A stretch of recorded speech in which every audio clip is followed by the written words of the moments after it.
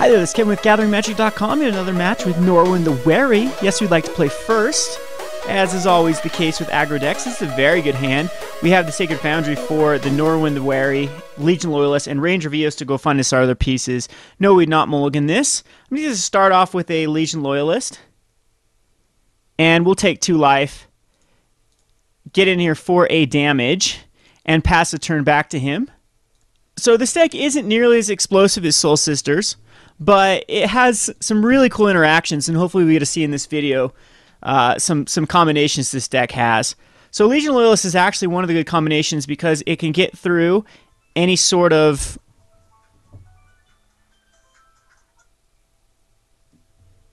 Alright, so sorry about that. What I was saying is Legion Loyalist is a pretty good way to get through...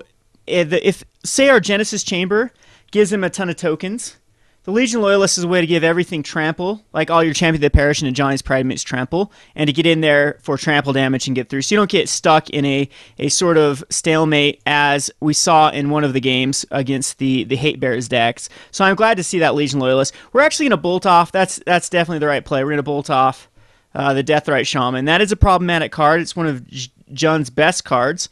Go ahead and attack in here with the Legion Loyalist. Get him down to a 16. And hopefully we draw into another land for the Ranger of Eos to fill our hand back up. So I'm hoping I don't get Thoughtseized here and get those Rangers out of the way because Jun can really come back after that. Good news is he is down to 16, so he can't start shocking himself as much as he probably would like. So Inquisition actually cannot hit my Ranger, but it can hit the Norwin, which is a bit of a problem, but I can just go get one with Ranger of Eos. So I'm in very good shape here. And this is a budget deck versus a $1,600 deck, mind you, as we saw in the deck tech. I'm going to go ahead and just throw out this Plains. I'm not going to show him that I got another land. This is the only card he does not know about. Not that it really matters, but he's down to 15 now. And with getting rid of that Deathrite Shaman, he had no fetch lands to really get the Deathrite Shaman going anyway.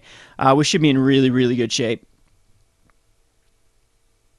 So so Goyf here. Goyf is just going to get outclassed by the cards that I'm going to go get I'm going to go get a Champion of the Parish, and ooh, that's a good one too.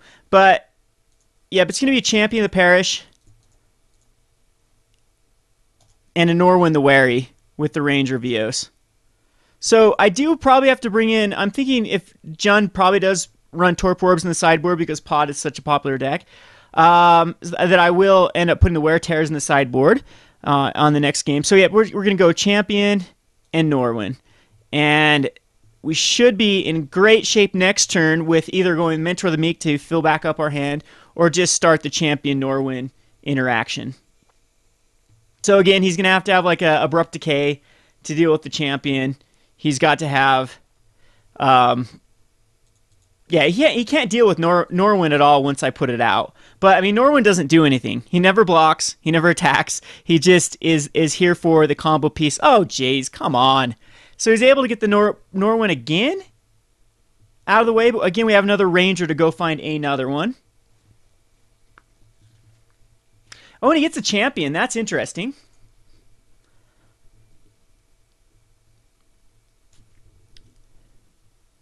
And he gets the Thoughtseized to get the other Ranger of Eos, but I think maybe he will get... No, he's going to get Ranger here. And yeah, I think that's a smart move. But either way, this allows us to start getting card advantage with the Mentor the Meek. And at this point, I don't even think he can start attacking you with his Goyf, as he is pretty low on damage. He'll be down to a 12. That is a 3-turn clock with 4 damage on board. So he gets the Mentor Meek. That is interesting. That's really interesting that he decided to go that route. Because I'm just going to go fill up my hand with another Ranger. And there's a Soul Warden. That is definitely tempting to put out. But it's just going to be Ranger again. And I'm actually going to go get 2 champions. What's the probability of him top decking into another Thoughtseize or Inquisition? That's what I have to worry about, because I kind of want to get this other Norwin, because he definitely is a very pivotal piece to our combo deck here. So I'm gonna get I am going to get a Champion of the Parish and a backup Norwin, I think, is the safe play. Especially since we have a soul. Yeah, I'm going to get a backup Norwin just in case he does have that fourth or fifth Inquisition / Thoughtseize. But he is pretty low on cards as well. He's down to a 3. That's what happens when you use cards to get cards out of my hand. And we're very resilient to like Thoughtseizes. Oh geez, Olivia. I haven't seen Olivia be played in a long time.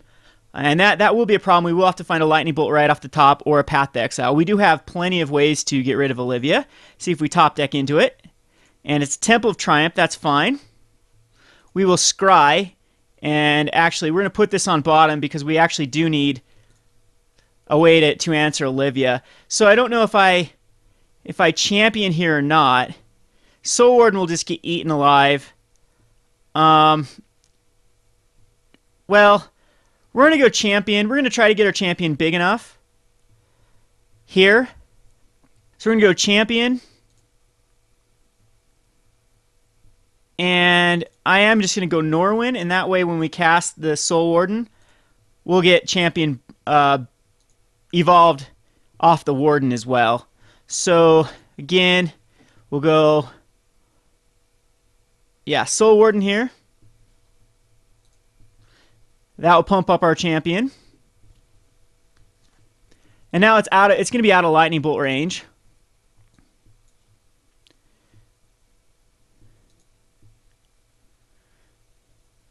And not attacking. I could attack it and then get for 3, but I don't think that's the right move. So, yeah, champion will be up to a 4/4. And he's going to have to decide where he wants to use his mana for his Olivia. And I'm hoping that Champion of the Parish will be... Well, no, he can just actually kill off Norwin, right? Because it's when he casts a spell. Yeah, Exile Norin the Wary. So he actually can kill off Norin the Wary without me. Yeah, that is one way to deal with it. He doesn't have hexproof. It just, whenever he casts a spell or attacks with a creature, Norwin gets exiled. But he still has to make some decisions. Olivia's... wow, main boarded Olivia. Yeah, that's definitely a problem. Okay, so he gets Olivia up to 4/4. But he only has one more activation. He's got to decide where it's going to go. I might just alpha here and try to get in for most damage. And then I can definitely top deck into like Lightning Bolts to finish him off.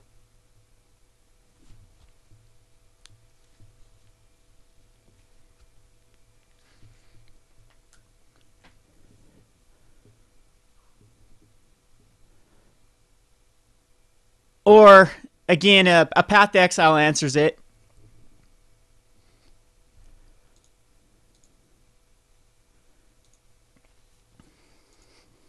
But we're just going to have to wait and see what we draw into. A Clifftop Retreat. Definitely don't want to see that. We'll chuck this out. And I kind of don't want to chuck a Norwin, because then he'll immediately just use it. But if not, Olivia's just going to get out of hand anyway. We got to evolve. Yeah, I've got to evolve the champion.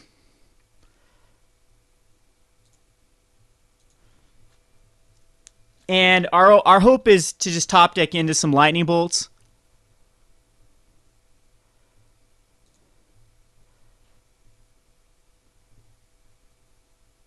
Because he is going to shoot Norwin here. Or he could actually shoot the champion and take him. But it is going to be those Lightning Bolts that...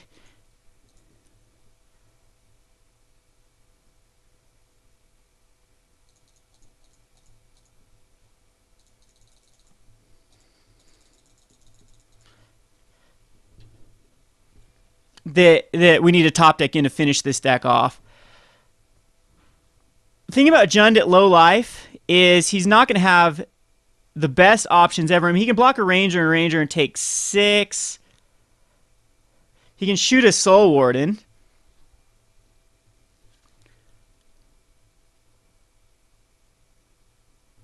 He could trade his Olivia with the Champion of the Parish if he's got another Olivia just chilling in his hand. But it looks like he's just going to shoot off...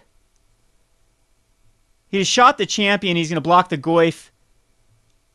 Alright, he's just going to take over the champion next turn. Which puts him in double lightning bolt range. That's the best case scenario I can have here. Is okay, so he's gonna use his mana to grab the Champion of Parish, which will still be tapped. I can get in there for 1. Well, actually I won't be able to get in there for anything. But it's just gonna be a couple of lightning bolts I need to draw into. Yeah, now he takes the champion.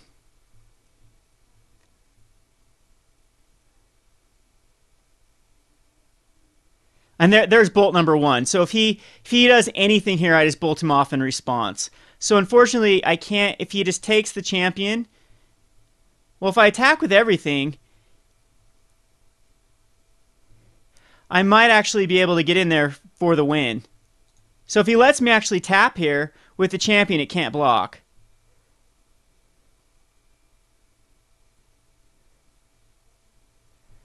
Yeah, so he will be able to gain control.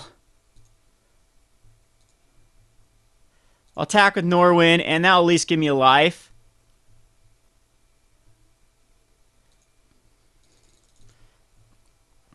And again, any sort of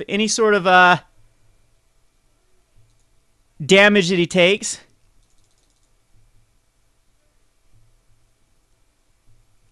so we're just gotta hope he's got a drop of fetch land or something here, where we top decking that other lightning bolt. He has so much mana for both the Olivia and the champion. If we draw that Path to Exile, we get back our champion. He's gonna go for the kill here.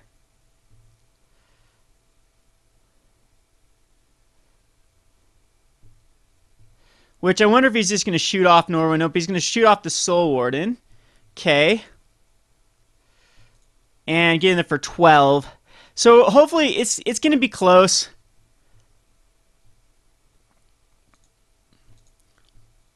We only have 2 more lightning bolts in the deck. Again, Path to Exile does it.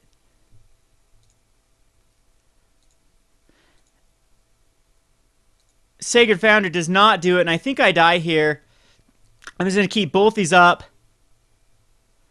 It'd be pointless attacking with the Legion Loyalist.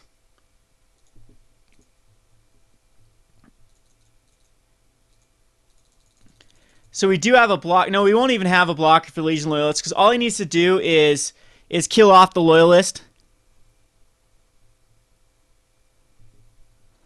He's going to kill off Norwin. That's interesting. I mean, yeah, that's fine. And he really just gets attacking with everything. He doesn't even shoot down this Legion Loyalist, and then I die. So really close. We got him. We could have got him down to a 1. Got way too mana flooded there, and we're gonna go on to the next game here.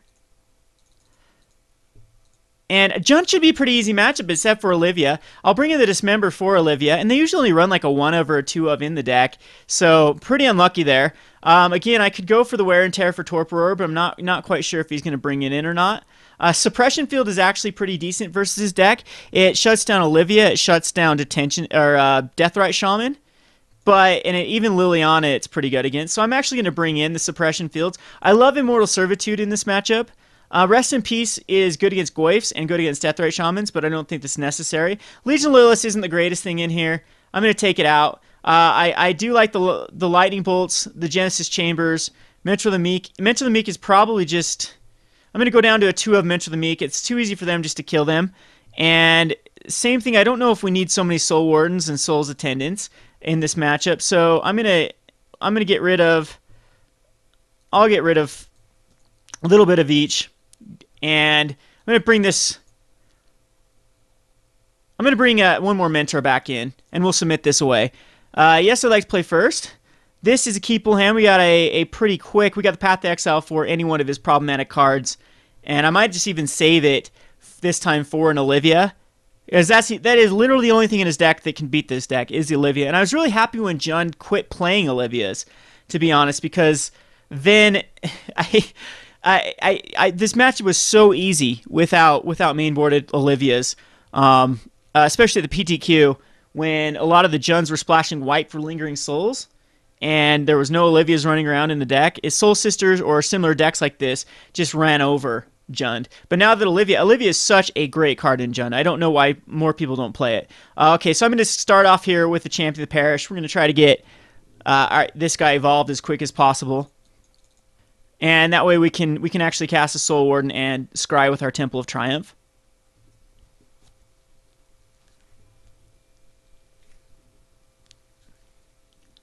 And we got the Path to Exile for his Olivia, if he has it. And Champion's going to make some decisions here, whether he wants to first turn Thoughtseize or first turn Lightning Bolt. Looks like he's got the Lightning Bolt probably in his hand, that he can actually, but he'll have to take 3 to use a Lightning Bolt. So I am going to love to see that other Lightning Bolt because it gets rid of his Bobs and his Deathrite Shamans. We will be able to scry out of this Plains. That's good. And Soul Warden for the Champion of Parish to, yep, that's exactly what he's going to do. He's going to go get a Blood Crypt here and shoot the Champion of Parish. Yep. But that's still 3 damage that he has to take for a champion, which isn't even that necessary in the deck.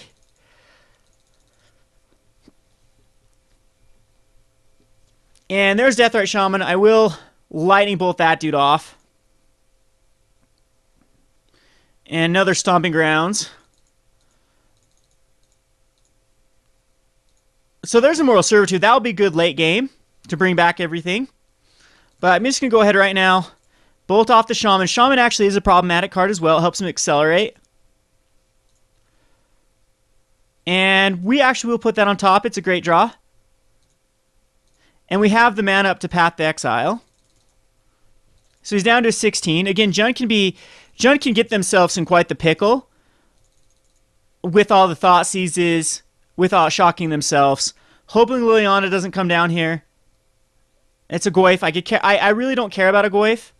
I'm not even going to Path to Exile it because it's just a roadblock. It doesn't do a whole lot. I will Path to Exile that.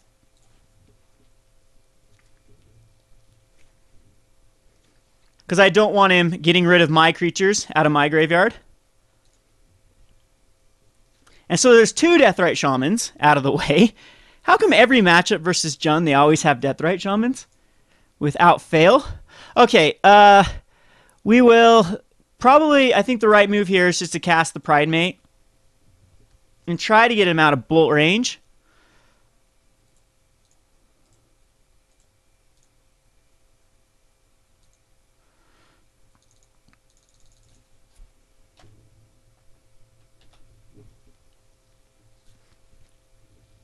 And hopefully get this Pridemate. I could care less about taking damage here. I am worried about Olivia again. If he's got it, he's got it. And that's just 2 games on turn 4 that he can drop an Olivia. Terminate. That's okay. And another Goyf.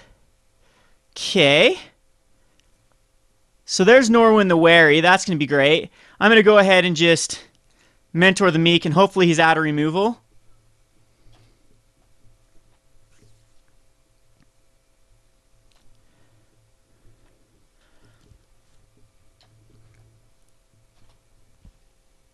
And if he's out of removal, we can start drawing cards. And Norwin's going to get us... well, he's got some decisions here. He takes the Norwin... Oh, wow. So he's got... I would have taken Norwin there. I'm still 2 turns. No, I'm only 1 turn off from casting Immortal Servitude. So I guess that's okay. All right, he's down to 1 card. So hopefully he doesn't have the 1 card, the Olivia, or the Terminate, or the Liliana. That's fine. I will... Oh, yeah, that hurts bad. And he's going to leave his guys back. He's just going to try to control me with Liliana. But I will draw a card here.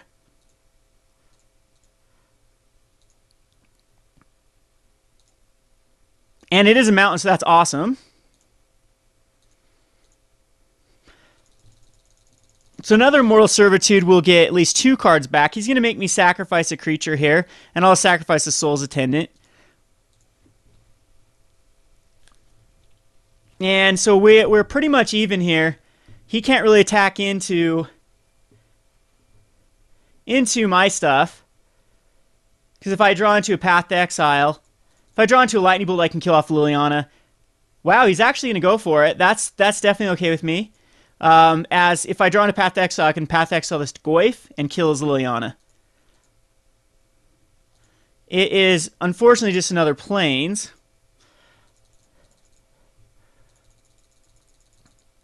Which will allow him, again, to... He's probably just going to pump up his Liliana.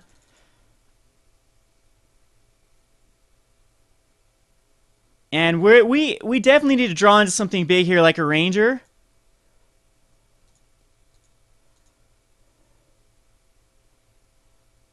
And there's a Confidant. That's going to help him out a lot with card advantage.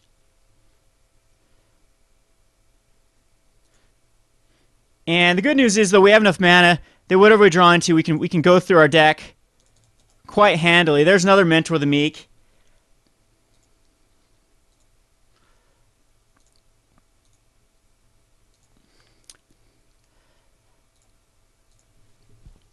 So hopefully we can stay within card advantage. He's going to make me sack another creature, which I think I will sacrifice a...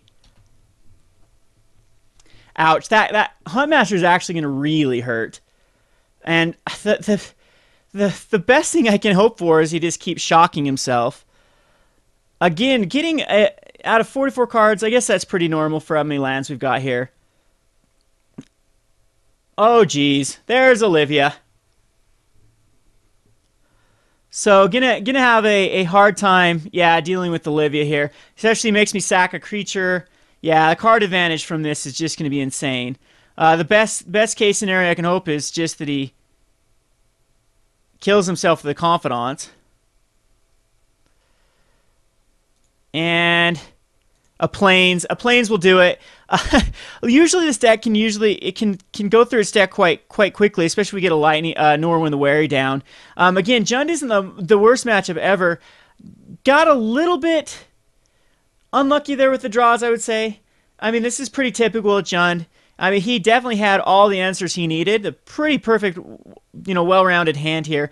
Maybe I shouldn't have worried about the Deathrite Shamans as much as I did and saved him for maybe the Goyfs, and being able to attack into Liliana might have been able to save me. I don't know. Maybe I could have played that better, but again, this is a $200 deck versus an $1,800 deck, $1,600 to $1,800 deck, so not feeling too bad. This is Kevin with GatheringMagic.com. Thanks for watching.